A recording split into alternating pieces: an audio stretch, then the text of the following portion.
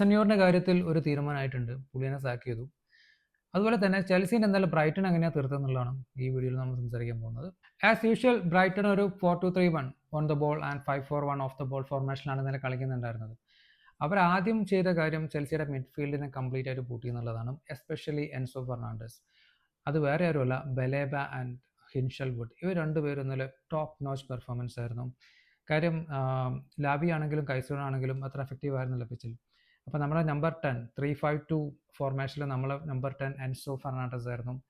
Enzo ഫെർണാണ്ടസിന് ആ റോളിൽ കളിക്കാൻ സമ്മതിച്ചില്ല എന്നുള്ളതാണ് അവർ ആദ്യം ചെയ്ത കാര്യം. ആ ഒരു ലെവൽ പ്രസിംഗ് ആയിരുന്നു ബലേബയുടെ ഭാഗത്തു നിന്ന് ഉണ്ടായിട്ടുണ്ടായിരുന്നത്. പിന്നെ എൻഷൽവുഡിൻ്റെ ഭാഗത്തു നിന്ന് ഉണ്ടായിരുന്നു. അങ്ങനെ വന്നു കഴിഞ്ഞപ്പം സാധാരണ കളിക്കേണ്ടതിൽ നിന്ന് ഒരു 10-20 അടി താഴേക്ക് ഇറങ്ങിയാണ് എൻസോ ഫെർണാണ്ടസ് കളിക്കുന്നുണ്ടായിരുന്നത്. പുള്ളിക്ക് കാര്യമായിട്ടുള്ള ഒരു പ്രോഗ്രസീവ് പാസുകളും ഇന്നലെ ചെയ്യാൻ പറ്റുന്നുണ്ടായിരുന്നില്ല. ഒത്തിരി പാനിക്കായിട്ട് അല്ലെങ്കിൽ ഒരു ഹറിബറി പാസുകളായിരുന്നു സൈഡിലേക്കാണെങ്കിലും ഇനിയിപ്പം വെർട്ടിക്കലായിട്ടാണെങ്കിലും പുള്ളി ചെയ്യുന്നുണ്ടായിരുന്നത്. അതൊന്നും ഇഫക്റ്റീവ് ആയിരുന്നില്ല എന്നുള്ളതാണ്. അതുകൂടാതെ തന്നെ എപ്പോഴൊക്കെ ബോക്സിൽ ഓപ്പർച്യൂണിറ്റീസ് ഉണ്ടായിട്ടുണ്ടോ അപ്പോഴൊക്കെ ഇൻഷൽവുഡ് നമ്മളെ പെനാൽറ്റി ബോക്സിലേക്ക് കയറി വരുന്നുണ്ടായിരുന്നു. അത് തടയാനും നമ്മളെ മിഡ്ഫീൽഡേഴ്സിനെ കൂടെ ഇന്നലെ സാധിക്കുന്നുണ്ടായിരുന്നില്ല. നമ്മളെ മിഡ് മാത്രമല്ല, നമ്മളെ വിങ്ങേഴ്സിനെയും, നമുക്ക് ഇന്നലെ വിങ്ങേഴ്സ് ഉണ്ടായിരുന്നില്ല, ഫുൾ ബാക്സ് മാത്രമേ ഉണ്ടായിരുന്നുള്ളൂ. പക്ഷെ നമ്മൾ അറ്റാക്ക് ചെയ്യേണ്ട സമയത്ത് ഈ ഫുൾ ബാക്സ് ആണ് നമുക്ക് അറ്റാക്കിംഗ് തേർഡിൽ വിട്ട് കൊടുക്കേണ്ടിയിരുന്നത്.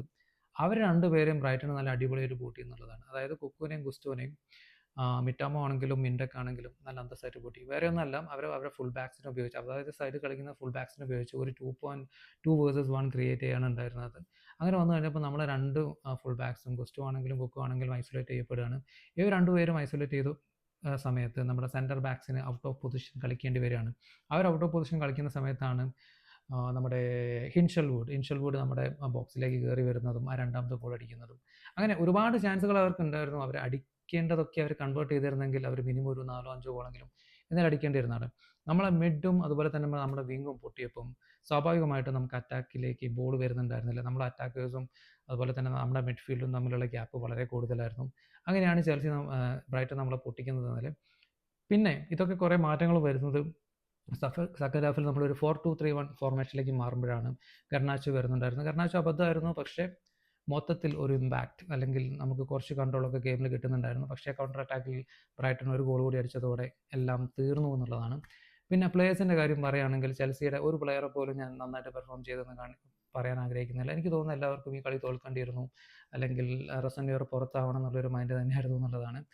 പക്ഷേ അതുപോലെ തന്നെ ബ്രൈറ്റൻ്റെ കാര്യം പറയുകയാണെങ്കിൽ മിറ്റാമോ, ബലേബ, അതുപോലെ തന്നെ ഹിൻഷൽവുഡ്, മിൻഡക്ക്, അതുപോലെ തന്നെ ഒരു പ്ലെയർ കൂടി ഉണ്ട്, കൊഡിയാഗ്ലു, ഇവരെല്ലാവരും സൂപ്പറായിരുന്നു.